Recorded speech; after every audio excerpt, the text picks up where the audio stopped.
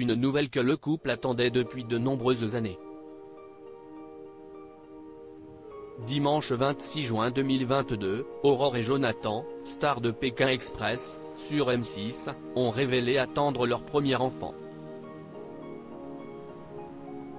Sur une série de clichés, on peut voir le couple tenir des pancartes où l'on peut lire « On récolte ce que l'on sème et 1 + 1 = 3 ».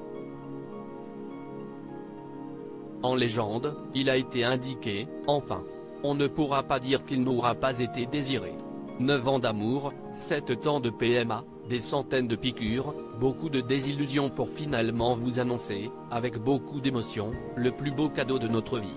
Comblé, Jonathan a confié, Aurore et moi allons être les heureux parents d'un petit nous qui pointera le bout de son nez pour les fêtes de Noël, nous ne pensions jamais dire cela un jour. Quelle joie, quel bonheur, quelle chance. Merci mon Dieu.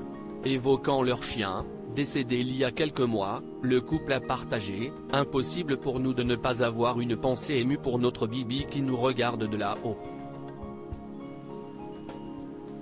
Nous aurions tellement aimé l'avoir à nos côtés pour vivre toutes ces émotions.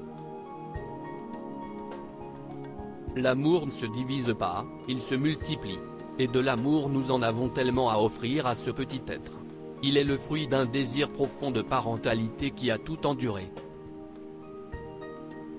Pour conclure, ils ont ajouté, ce voyage vers la parentalité sera notre prochain voyage, nos valises sont prêtes. À nous l'aventure. Pas de sac rouge, pas d'amulette. On a déjà tout gagné avec toi. On t'aime déjà très fort. Dans la section des commentaires, Rachel Legrain-Trapani a écrit « Oh, mais quelle belle nouvelle, je suis tellement heureuse pour vous ». Clémence Castel, star de Koh-Lanta a partagé de son côté « Félicitations, je vous souhaite tout le bonheur du monde, vous le méritez ». Aurore, mon cœur déborde d'amour après avoir annoncé la bonne nouvelle, la future maman a remercié les internautes. En story, elle a ainsi écrit « Je n'arrive pas les mots, mon cœur d'abord d'amour, je lis vos messages avec beaucoup d'émotion. Si est juste incroyable, la vie est belle, surprenante, parfois un peu folle mais elle vaut la peine d'être vécue. » Quelques années plus tôt, pour Pure People, son mari avait expliqué « On porte un sujet sensible.